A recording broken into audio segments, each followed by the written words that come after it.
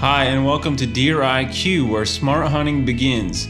I'm Adam Lewis, 20-plus year educator, 30-plus year deer hunter, untastefully seasoned outdoor writer, and I'm here to help you achieve what we all hope for, to be truly greater deer hunters. We're toward the end of our series, Private Land, When You're King, or when you're in control, what are the specific moves and decisions to ensure you have better chances at good deer and don't mess it up, which too many times we do and don't even realize it. Today we're with special guest Ty Easley of the well-known TV show Harland Bow Hunter. And Ty is known for his uncommon and consistent success on old deer, 6 to 8 year old bucks, which is almost unheard of. How does he do it? And I will tell you, he doesn't use outfitters. And if you have land, you can make the exact same strategic moves he does. So before we get to that, I want to challenge you to do a couple things. First, download our free journal to use with this podcast. That's really going to help you keep up with all the key details and nuances Ty reveals. Second, as you do that, here are the top look-fors or things to look for during this episode. What are Ty's key traits he looks for in private land when he's trying to get new land access? What is his initial scouting strategy before he busts in there on new land? And what specifically is he looking for as he sets up a new land strategy? How does Ty determine where to put what he calls kill plots? And this one is huge. It's not what most people do, and he gets uncommonly good results on specific mature bucks. What specific tells or characteristics has Ty looked for, and specifically with a buck named Chunk, that helped him hone in and specifically target this buck and kill him? And I have a few challenges at the end that I believe will truly take your hunting skills up several notches, so make sure to stay tuned and listen for that. And now let's get to the podcast and up your deer IQ. All right, I'm joined by Ty Easley here, looking at the topic of private land hunting and when you're king, when you're in control, what does that look like? And looking at perfect setups. What does it take? What do the great hunters do on private land and perfect setups? And if you don't know Ty, some of you I'm sure do, but Ty is a part of Heartland Bow Hunter, and I actually met Ty. I was looking back, it was in 2016. Went to their film school, and I met Ty there. We just got chatting. Super cool guy, but he's also shot a lot of big bucks, has a lot of experience with that. And so, Ty, welcome to the podcast. Appreciate you having me on, Adam. How are you doing today? I'm doing good. So That's a little intro, but Ty, tell us a little more about you. As far as a hunter and just who you are, so our listeners kind of know. Well, so I kind of got into hunting at an early age and kind of got into it doing the more fun type hunting, if you will. I say, rabbit, quail, dove, duck, goose. My dad got me introduced to it at a young age and just fell in love with the sport. And it was probably, I think I got into deer hunting around 10 years old and then started archery around 13. I'm 48 now, so I've been doing it for quite a few years, but didn't get really into it until probably right around 20 or so, and then it's just progressed, and now it's pretty much a year-long adventure endeavor, and I just enjoy every aspect of it now. I was very fortunate to find that passion at a young age and be able to, enjoy it my whole life, where, I think a lot of people struggle to find something. I always feel sorry for people that don't have anything, but yeah, I love it. I'll just say another thing. Excuse me. If you're not familiar with Harland Bow Hunter, you need to check it out, because they're known in the industry as really being, and this is why I went to their film school, to be honest, they're really good at the videography. They really took it to a different level as far as just recording hunts, which is very difficult to do. Just their approach with that. Their photography is really good, and just honestly, I think the lost art of storytelling these guys do really good at, which it isn't easy to do, but it's kind of a lost art, especially in the hunting community when you watch some of these shows and they give the story away before you even get into it, you know. So it's a great thing that you do, and you're doing it all while you're hunting. At least the video of it, which is not an easy task to do. So let's jump in here, Ty. So tell us a little bit about your, I guess, hunts, what they look like. I know you hunt around a lot of different places, but your base is in Missouri, right? And your general hunting, what would you say it's like as far as where you hunt? And because I think a lot of guys get the impression if someone's on TV that, oh, it's all, high fence, or it's all, just, I know you do some hunts with outfitters, but what's it really like as far as your hunting experiences?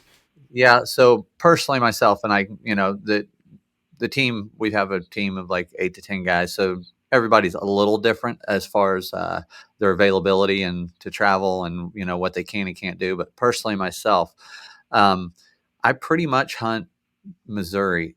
The only out of state hunting I really do is Kansas, which is pretty much just next door.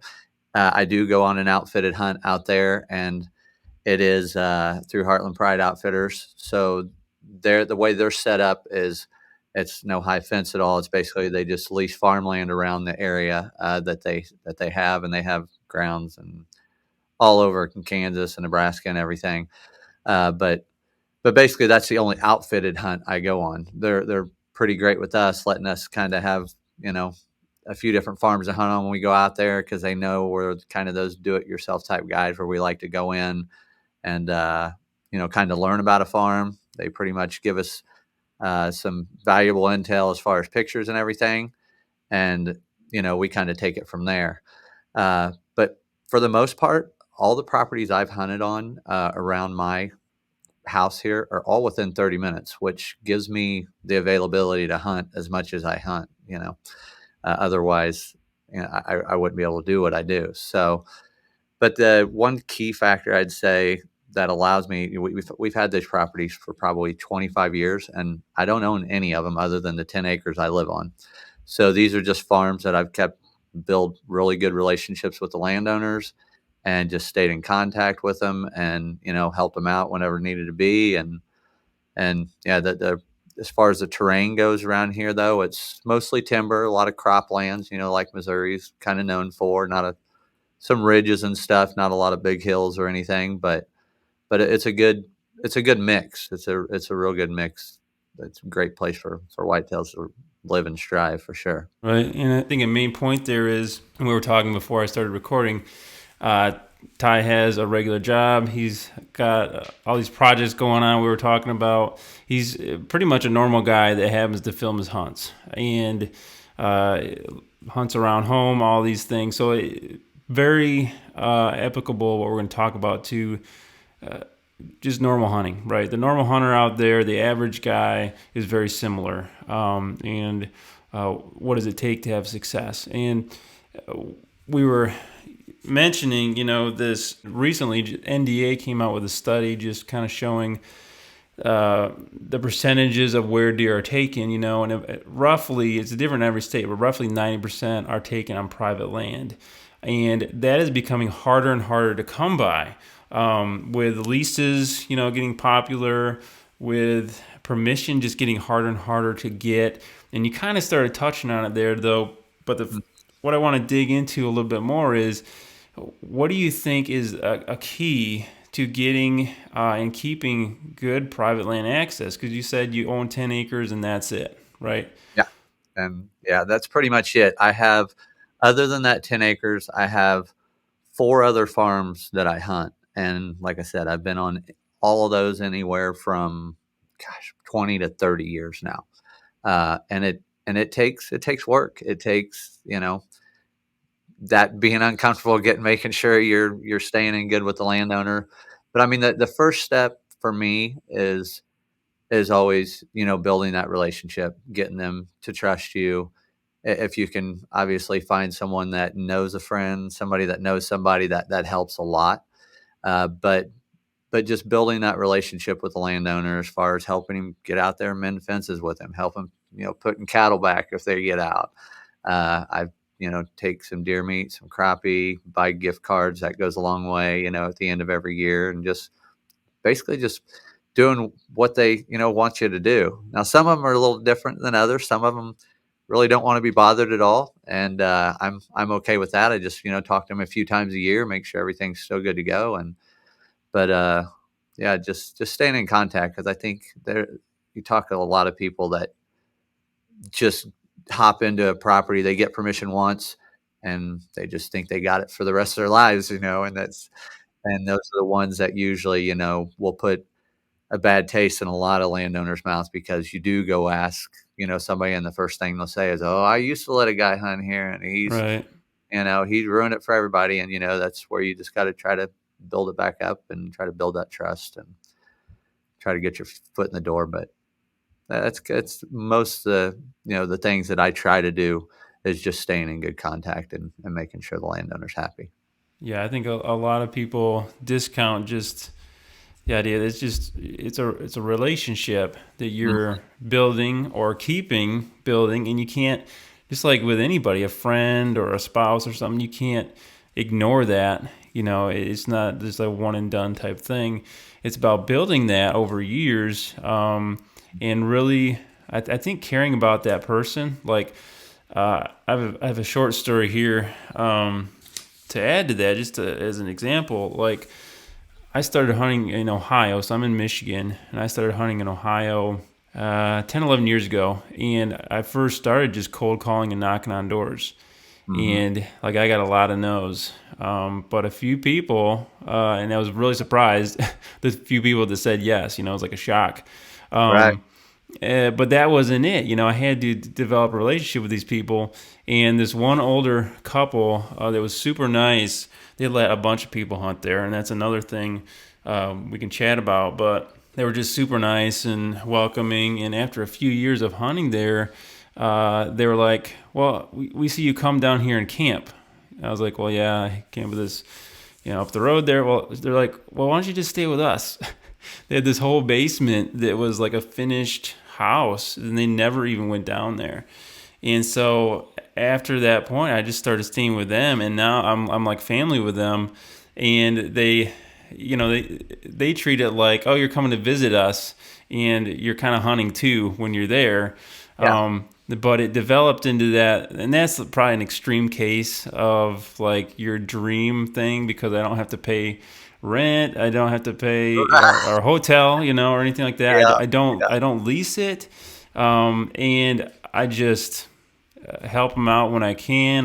Like you said, gift cards and stuff like that. You just treat them like people, like Yeah. family, and usually people will treat you well back. And you may get something leased out from underneath you, and that's just the game. That's just how it is. But a lot of it's just really basic stuff that I think people overlook, or they put hunting in front of the relationship, and that's when I Yeah. think you get in trouble. But Yeah.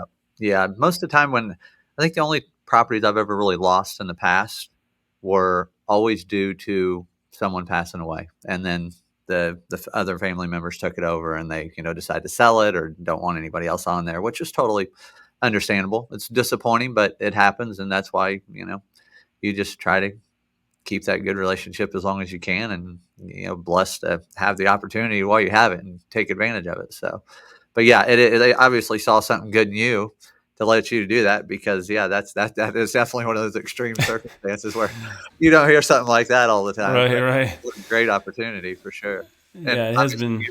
you really like the people and got to know them well, and like you said, they're like family. I mean, that's just a great moment for that all to happen for you.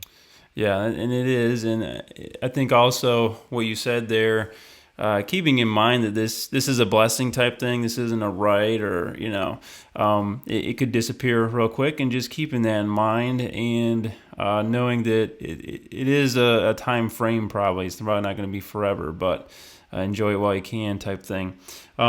as you look around, let's say you were looking for some new spots, and I think a key there too is you have more than just one spot, right? Oh, it's huge. Because if you lose one, and that's the only spot you have, that's kind of devastating, right? Oh, Then what do you do? But if you have at least a handful, then one spot may be hot that year, another not, or you might lose one spot, but you still, it's kind of like you're diversifying your portfolio, so to yeah. say. Let's say Ty lost all his spots this year.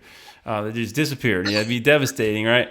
Funny. That's not funny. What, what would you look for? So if you're looking for a spot in your area that would be a spot you get access, but also be a spot to maybe hold the caliber of deer you would want to go after, what type of things would you look for? One of the first things, and I'll start off by saying I did happen to lose one of my properties this year. Oh, I'm sorry. still, it just got sold. I'm working the angle still. It's not looking, it started off looking good, not looking so good now. Okay, didn't mean But to hit I a don't, sore spot there. yeah, that's no, no, no. It, like I said, it happens. And thank Lord, I do have my other spots to hunt. But as far as looking for spots, honestly, I prefer if I can find a spot that is near, obviously, a decent amount of acreage is nice, something that's fairly wooded, you know, fairly big piece of property. And to me, within 30 minutes of my house is a big deal just because I want to be able to access it and to hunt it as much as possible. If you start drifting out further and further away, then you might just become a weekend warrior. And that's just not me. I want to be able to hunt multiple times a week. I want to be able to get off work, go to the woods, and especially early season when I have that daylight. Um, the number two thing I really like to look for is a piece of property that maybe is adjacent to either an area that doesn't get hunted, whether it be a park area, whether it be some big landowner that doesn't allow any hunting, because I know those types of areas are going to hold more deer. Then obviously I'd look for, terrain. I'm not going to go knock on somebody's door that has 300 acres and it's all cropland and there's just a fence row around it and there's really not any woods to hold a bedding. Cause I mean, the deer have to bed somewhere and they like thick cover. And that's probably one of my main focuses is where deer bed. When I think about hunting, that's probably what I spend probably 75% of my time thinking about is where's this deer going to be bedding, while I'm hunting. So, where's it going to be heading back to bed in the morning? Where's it going to be coming out in the afternoon? So, but yeah, those are the things that I kind of think about when I'm looking for a piece of property. And if I was going to go knock on a door, those. Yeah, good points. Those sanctuary type areas. As you look at those, what is your favorite private setup? So within that, you got some bedding, right? And what does that look like for you? And something you're looking for that just time and time again you would pick that or try to replicate that for setting up and finding again like a mature buck. Yeah. I mean, obviously the first thing I usually do if I'm on a new piece of property is cameras are so important to me because I want to know what deer are on the property. And, you can get out there and scout as much as you want, but cameras play such a vital role. And that also not only that benefits me in that way, but to having, 4 or 5 properties to hunt on, running those cameras on multiple properties, I can get an idea of what deer on each property. So I know where I want to hunt. But as far as like once I find the deer I'm going after, because I'm usually 1 or 2 deer every year that I'm pretty particular about. Sometimes I narrow it down to one. Sometimes I try not to. But once I do that, I try to learn where the deer is bedding um, and where he spends most of his time. There are some deer that travel a lot more, which make it a lot more difficult. In fact, the deer I'm kind of going to be after this year is a pretty good traveling deer. It's funny because I hunt 2 different actually 3 different farms that are all within about a mile of each other. So this deer has been on every one of them, which is very frustrating. It's a lot easier when a deer is a homebody and he stays in a 200 Right. acre area. But I really try to key in on their bedding area. I look for the thicket, where they're bedded, where they're going to spend most of their time at. And then I try to go in if the landowner allows it and build what I call a kill plot, as close to their bedding as possible without disturbing their bedding area. Obviously, I'll disturb it when I'm building the plot, when it's getting ready. But as far as access in and out, I want to make sure my access in and out is, good as possible with the wind, not bumping any other deer. Because let's face it, you're not always just hunting the one deer you're picking out. You're going to be hunting all the deer in that area, as Right. far as trying to slip in and not get detected. But if I can build that usually half-acre plot within a couple hundred yards of their bedding area, that really tips the odds in my favor, and then it's just a matter of waiting until the time's right, and hopefully it works out and make the perfect shot. So Yeah, I think there's a lot in what you just said there, so I'm going to try to tease it out a little bit here. yeah. So first of all, I think Hi, this is Adam Lewis with DeerIQ.com, and this is your High IQ moment. If you have access to private land, whether by permission or through leasing, many times a landowner can be convinced to allow you to put in small plots or kill plots. If you build a relationship over time and can show them the benefits to the wildlife and their land, this isn't as hard a sell as you may think. For a more full overview of managing your land, check out our blog, Make Your Land a Buck Factory, linked below. And if you're getting something out of this podcast, consider sharing it with a friend who may benefit, and also commenting, liking, or reviewing depending on where you're watching or listening. This helps the podcast grow and it's greatly appreciated. Okay, and now back to the podcast.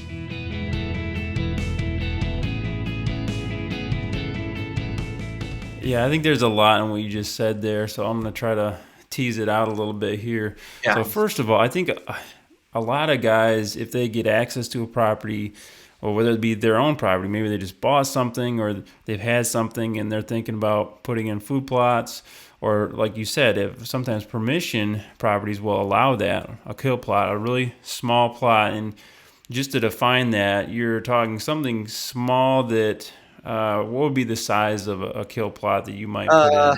Most of mine are usually about 50 by 50, right around there, 50 yards by 50 yards. I think what an acre isn't it 90 by 90, if I remember right. I'm not Sure. Don't quote me on that, but I think that's what it is. But I try to keep them around a half acre or so. They can be a little bit bigger, but if you get them too much bigger, there's a good chance the deer could come out and feed in the far end of the food plot and you never get a shot. So the kill plots, I try to keep them, and sometimes some of them are even, maybe a third of an acre. So I want to be able to shoot 90% of the plots. So if he comes into the plot, there's a good chance I'm going to have a shot at him. That's what I kind of define as a kill plot. And I try to put it right on the edge of the bedding area. So Also an element of security there too, with smaller. And I think a lot of guys will look at a property and they'll put a food plot where they think it makes sense because of where it's easy to put, or a variety of other reasons. And I don't think they really think about this. And I think this is a huge point, that you need to know your land first, right? You need to figure out where are they bedding, especially where is this mature buck bedding that you've identified. So you've done work beforehand. You don't just run in there right away and put in a food plot, right? right. Like, you've done a lot of homework. You've figured out where this buck is living, where he feels comfortable, and then you make it super easy on him to eat your food, basically, right? Yeah, I mean they're lazy by nature. I mean honestly, you find that it's obvious. You walk around, you find the fence gaps. There's where the trails are. They, if it's a really thick area, they're going to go around. They're going to go around a little bit where it's easier to walk for them. I mean they're lazy by nature, and I mean they're driven by their stomachs majority of the year. I mean obviously they need food, water, cover, and except for during the rut where they're driven by something else there. But majority of the time, it's food. So if you can key in on that and figure out what they're feeding on, at a specific time of year, which is, for our season here in Missouri, it starts in September and runs September 15th to January 15th. So there's stages to it here for sure, where you got to change your tactics a little bit. But if you can key in on their food and stay close. You mentioned a very good point where that is one thing. You get a deer in a giant field, and a lot of times the deer will come out. I film a lot in the summer on bean fields, and most of the deer, when they hit the field, they're on the edge for a second, looking around, make sure everything's cool, and then they're moving quick. A big mature deer Right. out to the middle of that field. Well, small kill plot, as long if they move to the middle of it, you got a great shot.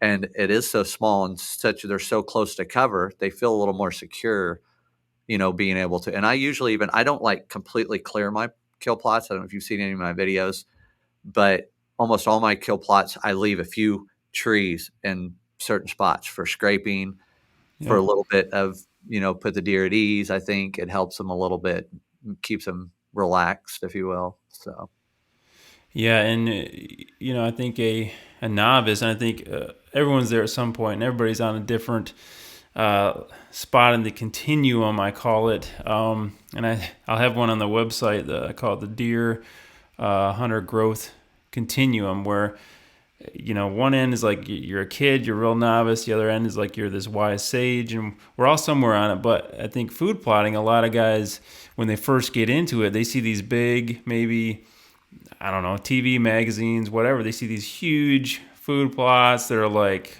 agricultural fields, and they're pristine and all this stuff. And like you mentioned, that might not be the best place to kill a buck unless you have a long range rifle. right. And bow hunting in particular, it's about making them feel comfortable. Like, where will they show up in daylight, which is the only time you can shoot them, right? And Mhm. so adding those elements of comfortability real close to where they are, so it doesn't take long for them before dark to get out there and feel comfortable being out there. Yep. Yeah, that's a great point to make, because that's in the end, that's you're waiting for that daylight. So, and if a deer doesn't feel comfortable, he's definitely not going to be showing up and feeding during daylight. And that's the big thing about not overhunting it. The good thing about having multiple farms to go on and hunt. But another key, I talk about getting to know what deer you're wanting to hunt a little bit. I'll kind of touch briefly on that, but being able to hunt those properties for 20 to 30 years is a huge benefit, because I get to see these deer growing up from 2 on the way up to where we usually don't start hunting them until they're 5, or start actually pursuing, to actually kill them until they're 5 or 6. But, if you just got permission on a piece of property, it kind of changes the game. You got it all, I'm not going to act like I can go right in and master a property in a year and know exactly where it's a learning stage. So that you got to kind of keep that in mind. And that's where cameras come in really, really handy when Well, you're let's not let's there. talk about that a little bit, because yeah, that's interesting. It's a cumulative wisdom a lot of times. I mean, you might luck into something if you just start a hunt somewhere because time of year or just general knowledge you have. But Ty, how do you take? You mentioned like knowing how to hunt particular deer at the right time. Tell us a little bit, like, how do you gather that knowledge to know, like, oh, I should hunt this deer on this property at this time? So every deer is different. I'll kind of take an example of the deer last year that I killed, a buck we called Chunk. It was a 5-year-old, and he was a real homebody deer, and one of my favorite kind of deer, one that just sticks around all the time. And then you see him, tons of pictures of him. And the other thing that really helped with that deer is learning. I learned real quick over the last 2 summers before I hunted him that even as a 3-year-old, he was just like challenging even the 5-year-olds. He was just that bully, not afraid of any buck. So I had a real good feeling if I could ever get a decoy in front of that deer, it would. And this was a lot bigger field. This is a big hay field where this farmer doesn't allow me to put any food plots in there. So I pretty much hunt the white oak trees, the acorn trees in this middle draw, and I just kind of sit on the points of this big hay field. It's probably, I don't know, 20 acres or more. So, but with that field, that big flat hayfield, it offers great visibility. So that particular deer, I knew if I could get that decoy in front of him, which, that I was early rut, November 6th last year, and he come out in the field, kind of a little buck was following a doe. He was dogging them kind of in behind and hit the antlers together. He stopped, turned, looked, seen the decoy, and come right in. So that, just watching that deer, and that I didn't really learn from camera. That was actual visual sightings, Mm-hmm. learning how that deer reacted. And there was a few videos on cameras, like a bucket of scraping, he'd come in behind him and push him off. So you learn about a deer. If they're timid, what am I going to call to that deer? Am I going to, maybe if there's another deer in the area that's bigger, more aggressive, maybe you won't call to that deer. So just learning each deer's demeanor, how they react, how they intermingle, how much they travel. There's a lot to it, as far as and it only comes with just experience and just spending a lot of time afield. If you want to be good at it and you want to kill big deer every year, year after year, you got to put the time in. You're going to get lucky every few years, and if you put in a little time and kill a good deer every now and again, but you got to be where big deer are, and you got to put the time in. So Those are some really good points. And if people are out there, and assume if someone's listening to this podcast or watching it, they want to learn, right? They want to become a greater deer hunter, and that's one thing. If you're going to learn from other guys, really look at their results. Like, do they have every now and again they shoot a decent one, or are they really really consistent? If they're really really consistent, they're doing something right, and try to figure out what that is from them. Yeah, because deer are very different. They're very similar in a lot of ways, right? They have similar needs and whatever, but you know their personalities, you can really take advantage. And I think that's a great example of that, where you're seeing another buck might not have reacted to that decoy, or even knowing where you're at. Like here in Michigan, I don't know. I've never used a decoy. I don't know how a lot of deer would react because there are less mature deer around, and so just knowing where you're at and then knowing the specific deer. Also, talk real quick about, and then I want to get to a story about a dreamer, a particular buck, and just kind of apply some of these things to that story. But as far as keeping pressure low, I mean, that's key, because if especially mature deer, if they know they're being hunted, it's over, right? So what are some of the things that you do to really, you have multiple, obviously, properties you hunt? Yeah, the multiple farms, and we were going to touch on this a little bit earlier, but all the farms I hunt on, there's other hunters on. So I don't have sole access to any of the farms I hunt on, which we talked about landowners. It's great to find that landowner that's super nice, but the unfortunate part is he's usually super nice to everybody, Right. which Yep. is somewhat unfortunate for the guys that are a little more dedicated. So all the properties I hunt on, there's other guys that hunt it as well. Most of them are pretty good hunters. They're all nice. I don't really have any problems. I mean, I have had some problems in the past. So, 30 years of hunting, you're going to run into some guys that, ruffle your feathers a little bit. But we've pretty much tried to separate where we can and hunt on each property. So when I know I'm going into the area I can hunt, it hasn't been bothered by somebody else. And that's a huge key. I like to keep my stands fresh. I don't want to be going in and out. I don't want the deer knowing my pattern. So I try to switch up my entrance route sometimes. We usually have, back when I was younger in my 20s, 30s, we would put 50 sets up a year. Now, Wow. I've realized that was way overkill. And, I always just thought the more the merrier back then. But now we're down to probably about 25 or so different double sets, which are still 50 stands because we put 2 stands in every tree. But, it still gives us a plenty of variation of winds to hunt, food plots, bedding areas, morning hunts, afternoon hunts. So we try to set up for different, situations when it comes to that. But so I forgot. Sorry. I lost my train of thought talking about that. What was the actual question? I might have.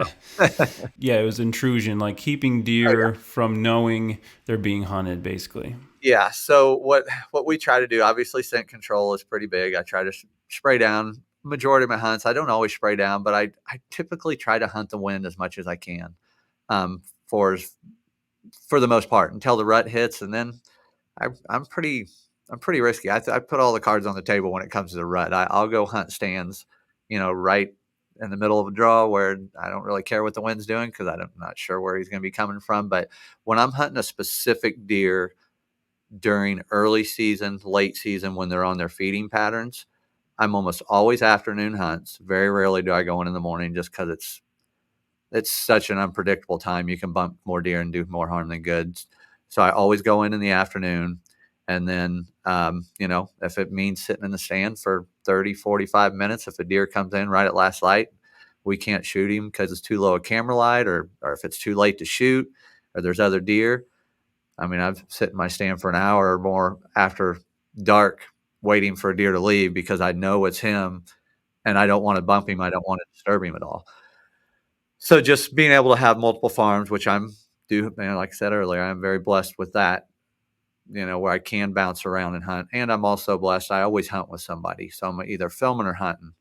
And I'm able, even if I can't go hunt a specific deer, I can usually go on another farm with, my dad or my daughter or my son or a couple buddies I hunt with, so I'm always getting to hunt, whether I'm behind the camera or in front of the camera. Right. I get that same rush either way. So as long as I'm in the woods, I'm happy. Yeah, I think that's one of the biggest things is guys get real anxious and real excited and hunt before it's the right time, in the right spot, just because they want to hunt, right? It's hunting season. Oh, yeah. And having some other options of where to go, whether it be filming somebody else or some public land somewhere, helps you save those spots till the intel, what you've learned about the deer, your trail cameras, all that tells you, yeah, this is the right time to hunt it. And you still were able to hunt, but you didn't mess that up because you were just anxious about it. I'll make one quick note too. When you kind of brought a thought in my head, that a lot of times I'll go back and won't just look, especially if I have years of history with a buck from like 3, 4, 5. By the time he reaches 5, I'll go back and you see some patterns, especially early season and late season, where, I mean, sometimes it's crazy patterns, like within a day, like Oh, the yeah. same.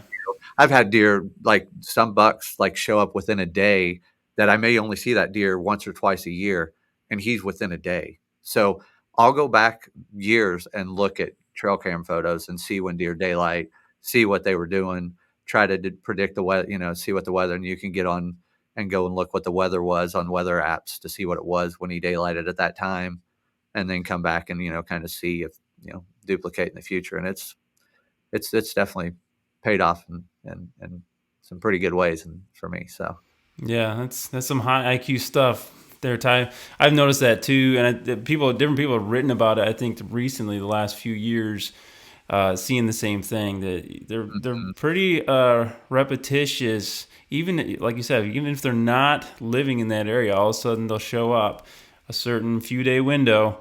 And I actually shot the deer I got last year in Ohio was the same way. I had pictures of him from the previous year, and just like clockwork, he showed back up. So, well, as we wrap up here, talking about private land, Ty, what's a specific story where some of this stuff really came together well? You just told one, but you mentioned this buck Dreamer. Tell us that story and how some of these, principles, these tactics you've shared kind of came together with that special buck. So Dreamer kind of started, I kind of noticed him first when he was a 3-year-old, just a perfect, beautiful 10 point. And not nothing special, but just a good deer. Just like, I'm going to keep my eye on that deer. And I actually named him Dreamer that year because he just had a real pretty face. I had a picture of him with the sun shining on him, and just I don't know. I just got the nickname Dreamer early on, which usually I don't name a deer till later, just because a lot of them disappear and it's pointless to kind of. But I kind of do that to identify. I don't do it to like name the deer, so I'm going to kill something. It's not about that. It's more to identify, what each deer, But with him, it was weird because I actually was hunting a different deer when he was 3. I ended up killing a buck we call Hijack, which was a very similar type situation for these deer. Both of these deer, I created a food plot for that specific deer and right next to where they were bedding. So Hijack, we created a food plot for him. I ended up killing him the year after we created it or made it. It was a clover plot. And so it was a second year clover plot when I killed him in there. And Dreamer actually lived in that draw with him for the most part, and was in that food plot all the time. So when I shot Hijack, in my mind, he was going to take it over, and 2 years later, I'd shoot him out of the same plot. Well, at 4 years old, I started getting less and less pictures of him. I was still getting pictures of him, but he wasn't living there anymore. And on the south side of that farm, it had gotten really overgrown. So at 4 years old, I knew I wasn't going to kill him. At 5 years old, I didn't get a picture of him all summer. And I'd found one of his sheds at 4. So I knew good chance he was alive.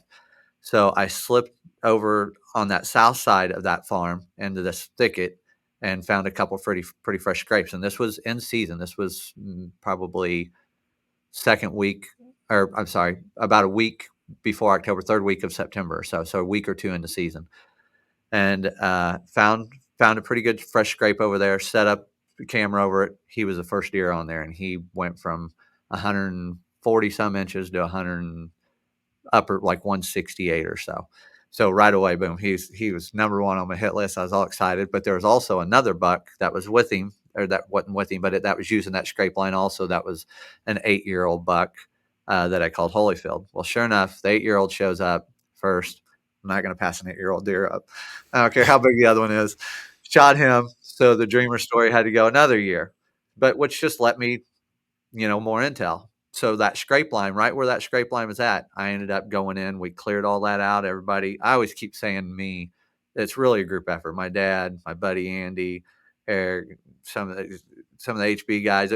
It's a group of hunters that hunt together. So, but I went in, cleared out that plot. We cleared out that plot, set it up, probably a third of an acre, and put it in clover. And that next, ended up finding a shed right by there. And started getting pictures. He's one of the few deer that I started taking pictures of earlier in the year. I usually wait till July, but I think I put a camera out in like April or May. I think it was May. Started getting pictures of him just because I wanted to see his antler growth.